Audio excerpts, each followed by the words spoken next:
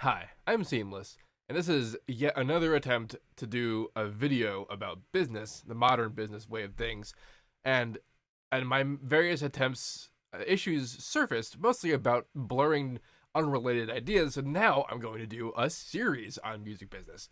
We're going to cover the sort of the umbrella concepts that are relevant to you as a producer and in individual videos. Um, this first one is going to be about probably the biggest backbone moneymaker that any musician could ever hope to have: gigging. Gigging is you go someplace into a venue that is paying you. Oh boy, am I getting sick? That is paying you to play there. Now I say to play there. This could be anything, not just being a DJ. Although that is, personally speaking, the easiest thing you can do. You can also be in a band. You can do controller stuff. Anything that is a performance that someone will pay you to do, that is a gig. And the only way you get gigs is that you put your stuff out there, you find someone who wants to do that kind of show, and then you do a show with them. That sounds like a gross oversimplification, and what the process is missing there is the thing that everyone always asks about: is how do you generate a network and get contacts when you have none? And in the beginning, it's actually, most of you in this generation are already actually somewhat familiar with the kind of slog you're going to have to do in order to get good at gigs. The same exact sort of thing you do when you're trying to garner internet fans, where you just go everywhere individually and put your stuff in someone's face personally.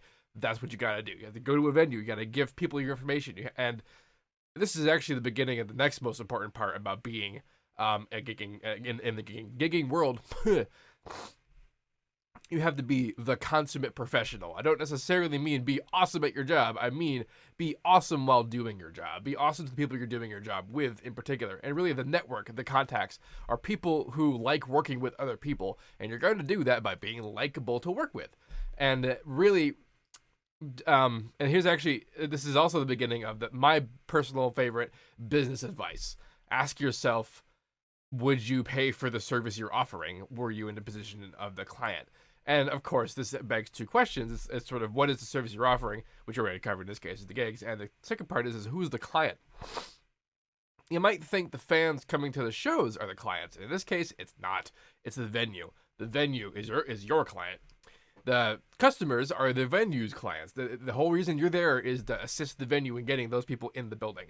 But in terms of the professional sense, the client is the venue. Those are the people that you're working for, and those are the people that you want to work for. And you do so well, and they will remember you, and they will hire you the next time they need those things done. Of course, the lifeblood of the gig is that you are able to bring people to your gig, and that's always going to be a plus in your favor. And it's sort of much like anything else in life. You can sort of power game any particular angle. You can either be really good at bringing people in and be a huge asshole and be so big that people will not think to hire. They'll never not think to hire you because you're just too good, or bring only a middling number of people, but you're so easy to work with that they'll bring you in over the assholes who bring in more people. That's the benefit you want to have. And the reason for this is quite simple. You just want to have as much contact with as many venues as you can, play as many shows as you can, get as many people that know who you are as you can do that for the next step in the event, which is to get out of this localness into something more large. And this happens when larger acts go on tour and they go anywhere near you, and they hit up a local scene to get local support for their big people who are coming in to do the tour. And what happens is that they come after the local booking agents, the venues themselves, if they're booking at the venue, and if the venue themselves has a booking apparatus. And they're going to say, give us your best. And they're not going, it really depends on the individual, but you should know this by now with people if you're in contact with these individuals. But really, what you want to do is you want to position yourself to be the best choice, and that might not necessarily be because you bring the most people, but because you will put the best foot forward and representing them to the larger clients. Because remember, customer and client. Who's the customer in this case for the booking agent? It's the tour management who is counting on them to bring supporting talent that will do a good job playing the show, because it's a big act. They're going to bring people no matter what. If it's anything reasonable, right? And two, not embarrass themselves, not be a dickhead in front of the large acts, endearing themselves and being the professional, and just being the people that they remember you for being the professional. Because then later, when they want to this is basically how you build a network. They're remembering you for being the professional. When they want to do a thing that you can do and you're there to do it, they'll pick you over someone else who might not be as good to work with. Because let's face it, if you're gonna make any kind of money gigging, it's because you're doing a fairly popular genre of music, and just about every popular genre of music I can think of is so easy to produce that every bit of competition you're gonna face is gonna do what you're doing as good or better. So that means you have to have something else to give other than your music, and that's gonna be your professionalism when it comes to gigs. Now, like the rest of business and the rest of all the other things we're gonna have here, it's all kind of interconnected with the Internet of Things, and with the gigging, at least the last time I checked, which to be honest, this could be over for all I know, that they cared about your social media like numbers, and that's directly amount to how much you get paid. Of course, the next part you want to know, like, how much do I charge for these things? And the real answer is you charge what you think you can. And some venues will give you numbers, some venues will like ask you to sell tickets, and some venues may ask you to buy the tickets to sell them. Never ever do that. There's never a show you're ever going to play that will ever be worth doing that. Even if you do it, even if you actually sell it all and make anything on top of that, because they're all like, "Oh, here's extra tickets, and if you can sell all of them, you can keep the extra cash." No one has ever done that. I've never seen anyone ever do that. If you're in a position to do that, you don't need to be playing at a venue that's making you do that. Do not do that. Do not ever pay to play a show that's not. That just completely wrecks the whole client-customer relationship. Like you are the contractor that is being paid to do a job for a client, and do not ever pay for a client to let you do a job. You might think, okay, like there's always a joke about like, I'll pay you an exposure, and like people will come at you for that kind of thing, and it's just not worth it. It's never worth it. Has never ever been worth it. I think that should really be obvious, but sometimes you get a deal that might sound like it's too good to be true, or the people, especially pushing them, they might be part of those larger touring acts coming in and being like, oh, I don't know what kind of show, it's a big guy coming in and like, sell tickets to the show, even if it's a big guy thing, and you think, oh, I'll get in and then schmooze whatever, you're not going to schmooze. If they're doing that kind of shit, they're not going to schmooze. They don't give a damn. They don't give a damn about you or the tickets for that matter. They're just trying to make the buck and leave.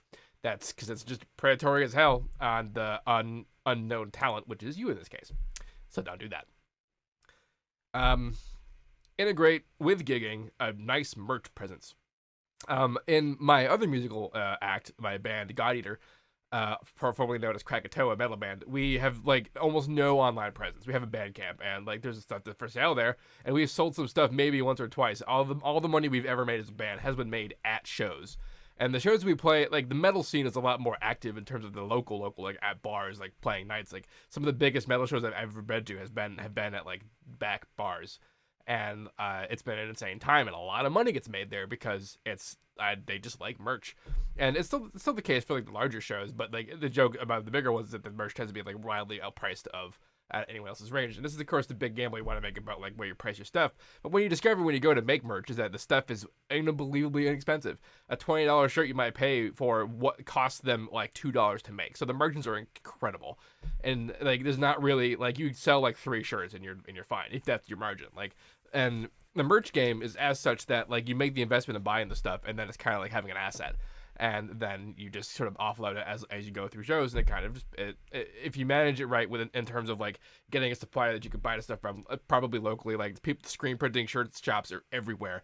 Online places make to order now. Like you barely even need to be involved in like the actual like handing off of things. And of course, integrating stuff like vinyl and CDs and other stuff like that, stuff for people to have, like people like to do that. People like to show money at shows if they like, be part of that. Unless you get to be on the bigger. This is a much more like if you're playing a smaller, more intimate thing. Not so much in the larger shows where there's probably like a cordoned off merch area, but merch is a large consideration. This is also still true for like just being a regular artist outside of that. But that's for the next part, which is to do with labels. If you have any questions about this, please let me know. Don't forget to like, comment, subscribe, and all that good stuff. And hey, if you like using samples at all, I recommend that you check out Splice Sounds. There's a link in the description of this video that gets you a free trial if you are a new user. The whole concept of Splice is that you're able to pick and choose individual samples outside of entire sample packs. You do not have to pay for the whole sample pack. You can just pick the one, you can preview it, and it just downloads it right into your DAW because they have an integrated download manager. It's pretty great. And there's a code in the description. There's the whole thing. Go check it out. It's great. And as usual, have a nice day. See you in the next video.